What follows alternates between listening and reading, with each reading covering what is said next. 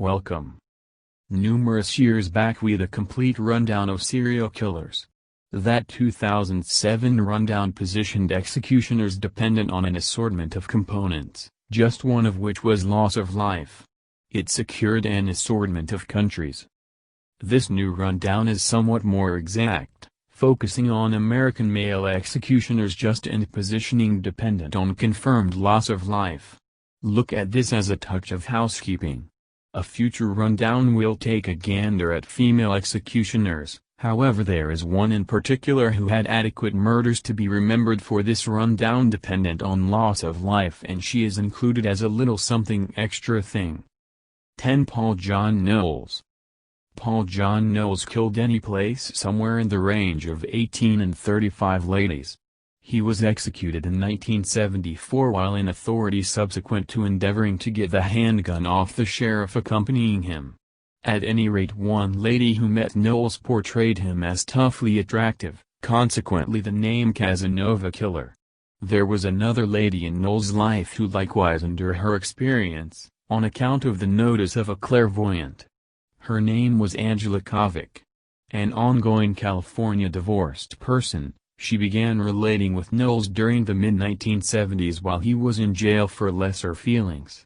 Thinking she had discovered her fantasy man, Kovic utilized her cash to give legitimate insight to Knowles, and in May 1974, made sure about his delivery on parole. Out of Florida State Prison in Rayford, Knowles traveled to San Francisco to meet his lady of the hour-to-be. Meanwhile, be that as it may, Kovic had talked with a mystic who cautioned her of another, hazardous man entering her life. She before long severed the commitment in the wake of meeting Knowles face-to-face. The Casanova Killer later guaranteed the dismissal drove him so crazy he went out and slaughtered 3 individuals that night, in spite of the fact that this has not been checked. 9. William Bonin. One of the lesser-known chronic executioners, William Bonin, was nicknamed the Freeway Killer. Like the Night Stalker Richard Ramirez and the Slope Stranglers Angelo Buono Jr. What's more, Kenneth Bianchi, Bonin utilized the tremendous Los Angeles and Orange County road frameworks to get his casualties and later discard their bodies. Bonin wound up murdering at any rate 21 young people in the more noteworthy Los Angeles and Orange County regions in the last part of the 1970s and mid-1980s. The homicide of 15-year-old Donald Ray Hayden stands apart as particularly brutal. August 27, 1979. Was Hayden's last night alive. He was most recently seen on Santa Monica Boulevard at around 1 a.m. Soon thereafter, his inert body was discovered beaten and choked in a dumpster. There was proof that Bonin had endeavored to eliminate the kid's balls while he was as yet alive and that he had been sodomized. This wasn't abnormal for Bonin as he got a kick out of the chance to torment his casualties with ice picks and code holders before choking them to death with their own t-shirts. Bonin likewise endeavored to cut Hayden's throat. 8. Patrick Carney joins William Bonin and Randy Kraft in the questionable accomplishment of being nicknamed the Freeway Killer. Conceived in 1934, Patrick Carney went after youngsters, the most youthful of whom was 8, he got along roads or at gay bars. Carney was a necrophile and he was firmly unwilling to incurring torment on his casualties, so he built up a strategy of shooting them in a sanctuary while driving. He would then head to a confined spot to engage in sexual relations with their corpses. He would regularly beat his casualties' inert bodies in a grim method of paying back the harassers who ridiculed his 5 feet 5 inches tallness in his secondary school years. He was careful in his tidy-up. He would ravage and cut his casualties into pieces with a hacksaw, and he would discard the parts along different stops on the roadway just as in mechanical areas. He was gotten when his live-in darling, David Hill, gave his location to a youngster for a hookup. The youngster advised his family the location before leaving, and upon his vanishing the data was given to the police. Because of a supplication deal, Carney was saved capital punishment and is imprisoned in California, where he will stay until he is dead. 7. Earl Nelson. Earl Leonard Nelson was known as the Guerrilla Killer, May 12, 1897, January 13, 1928. Around the age of 10, Nelson slammed into a trolley while riding his bike and stayed oblivious for 6 days. After he got up, his conduct got inconsistent and he experienced regular migraines and cognitive decline. He started his criminal conduct early, and he was condemned to 2 years in San Quentin State Prison. In 1915, subsequent to breaking into a lodge he accepted to be relinquished. He later invested energy in mental institutions. Nelson started taking part in sex wrongdoings when he was 21 years of age. In 1921, he endeavored to attack a 12-year-old young lady named Mary Summers, yet he was upset when she shouted and pointed at him. He was focused on a psychological emergency clinic once more. However, when he was delivered in 1925, he started his slaughtering binge. Nelson's casualties were generally landlords, whom he would approach on the reason of leasing a room.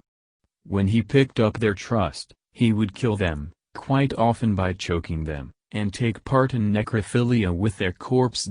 He would frequently shroud the body, leaving the cadaver under the closest bed for quite a long time. He proceeded to kill in excess of 20 individuals and was at long last gotten and hanged, in 1928. 6. Ronald Dominique. In 1997, Ronald Dominique left on a long-term slaughtering binge that may have asserted upwards of 23 lives. At the point when he was captured in 2006, he was accused of 8 homicides and sentenced to 8 life sentences. Be that as it may, while in care, Dominique admitted to the homicides of 23 gay men whom he got in gay bars around the Bayou Blue region in Louisiana. Police feel that the last tally might be significantly higher than that, are as yet taking a gander at him as a suspect in other cases. Dominique would target gay men and offer them cash in return for sex. The individuals who cannot, he overwhelmed and assaulted. He says he started murdering his casualties to guarantee that they didn't report him to the police. He had been recently imprisoned on an assault charge in 1996 and was at last trapped in 2006 when a potential casualty wouldn't let Dominique tie him up and afterward revealed him to the police. 5. Juan Corona. Conceived in Mexico, Juan Corona moved to the United States during the 1950s. In 1962, he was recruited on as a temporary worker at some organic product plantations in Yuba City, California, which had a populace of around 13,000. He in the long run set up his own business, providing occasional workers to the neighborhood farmers. On May 19, 1971, a peach rancher named Goro Keijiro saw a bazaar opening, about the size of a man, in his plantation close to Yuba City. The following day, the opening had been filled in. Concerned, Keijiro called the police, who found the damaged collection of Kenneth Whitaker. After 4 days, the assortments of 9 additional men were found in shallow graves in the plantations. Every one of them had been hacked or cut to death, probably with a cleaver. Some of the men were found with their jeans pulled down around their lower legs, proposing a sexual intention. Alongside the bodies were 2 receipts marked by Juan Corona. Altogether, the police uncovered 25 bodies and onlookers had the option to interface huge numbers of the casualties to Corona. Conditional proof was found in his home, including a potential homicide, weapons and records containing the casualties' names. He was sentenced in 1973. However, the decision was toppled in 1978 because of issues with his unique legal counselor. He was seen as liable again in 1982 and got 25 simultaneous life sentences. At the hour of the killings, Corona was the most productive chronic executioner in the United States. He has applied for parole various occasions, the most recent in 2011. The entirety of the applications have been denied. 4. John Wayne Gacy. John Wayne Gacy was Pogo the Clown by day and an unfeeling executioner around evening time. Gacy attacked, tormented, and killed at any rate 33 youngsters and young men somewhere in the range of 1967 and 1978. A significant number of his casualties were weak wanderers whom he would get from the roads. His vile murdering binge at long last reached a conclusion when observers announced he was the last individual to have seen the last casualty alive. At the point when police showed up at his home in Cook County, Illinois, they saw an exceptionally solid and foul smell. Getting back with a court order, it was found that the creep space under the property had been utilized as an unloading ground for the bodies, or what he would later call a burial service parlor without a permit. On May 10, 1994, Gacy's last supper before his execution was a can of KFC seared chicken, French fries, 12 singed shrimp, and a pound of strawberries. Gacy's heritage has lived on his motion pictures and even works of art he made himself, which created a significant ruckus when they went available to be purchased a few years prior. Most were bought and consumed. 3. Ted Bundy. Ted Bundy is one of the most unmistakable and broadly examined chronic executioners ever. Beguiling, attractive, and evil deeply, he admitted to severely attacking and killing at any rate 30 ladies in a few distinct states during the 1970s. Bundy's family life was a muddled one. He was raised to accept that his organic mother was his sister. However, he was not abused or disliked. On the narrative-style program Snapped, Notorious Ted Bundy, it was uncovered that Bundy had taken blades from the kitchen and put them on the bed where his auntie was resting when he was only a little youngster. Bundy likewise turned out to be profoundly intrigued by brutal wrongdoing magazines that regularly portrayed horrifying pictures of killed ladies. Analyst Al Carlisle stated, Bundy experienced a great deal of sexual mitigating through the anecdotal stories. Still, no one might have thought about how vicious the youthful Bundy would grow up to be. On January 24, 1989, he was executed in the hot seat at Florida State Prison. 2. Gary Ridgway. Gary Ridgway got known as the Green River Killer after he admitted to killing 48 whores and wanderers in the territory of Washington during the 1980s and 1990s.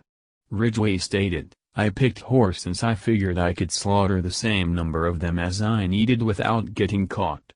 In 1984, he composed a letter about the homicides named What You Have to Think About the Green Waterway Man and sent it to the Seattle Post-Intelligencer. In upsetting point of interest, the executioner expounded on necrophilia and removing the fingernails of casualties before closing down as Calmfred. Police guaranteed that it was a shameless endeavor to lose agents. At the time, they didn't catch up on this key proof. Ridgway's down of double dealing with the police at last reached a conclusion in 2001 when DNA proof associated him to the killings. He was saved capital punishment as a major aspect of a request deal where he uncovered the areas of the missing bodies. His request deal raised his homicide feelings to 49. 1. Samuel Little. Conceived June 7, 1940, in Reynolds, Georgia, Samuel Little said his mom was a woman of the night and examiners accept he was conceived in prison during one of his adolescent mother's captures. He guaranteed she deserted him on an Earth Street and was rather brought by his grandma up in Lorain, Ohio. In secondary school, he had issues with discipline and was held in an organization for adolescent wrongdoers in the wake of breaking and going into properties. He inevitably dropped out of school and took up novice boxing with fantasies about turning out to resemble his legend Sugar Ray Robinson. As a light heavyweight prize warrior, he was known for his speed and earned the epithets Distraught Daddy and Frantic Machine. Sometime down the road he utilized these aptitudes to pull off homicide. At the point when it went to his female casualties, he would take them unconscious with one punch before choking them. This regularly implied there were no undeniable signs that a homicide had occurred. The reason for death was regularly wrongly recorded as accidental. Little has a photographic memory that permits him to review the countenances and body sorts of his casualties.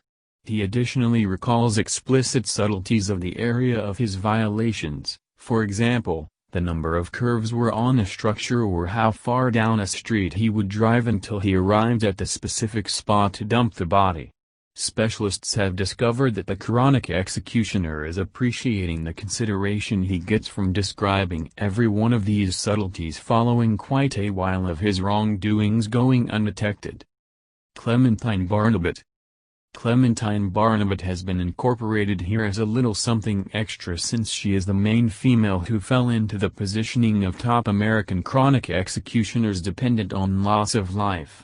In the mid-1900s, life couldn't have been simple for an individual of color in Lafayette, Louisiana, which is the reason Clementine Barnabet looked for comfort in voodoo. As a young person, she turned into the head of a voodoo clique named the Church of the Sacrifice, which immediately increased in enormous after. Her proclaiming turned out to be fatal when her adherents started killing individuals with tomahawks as they dozed, 40 altogether. They did this to show their commitment to her as high priestess. They additionally accepted that eternality could be increased through human sacrifice. None of these wrongdoings were submitted kindly, either. The casualties were all severely butchered and eviscerated. Barnabet herself was liable for 17 hatchet kills and is viewed as the main dark female chronic executioner. Thank you.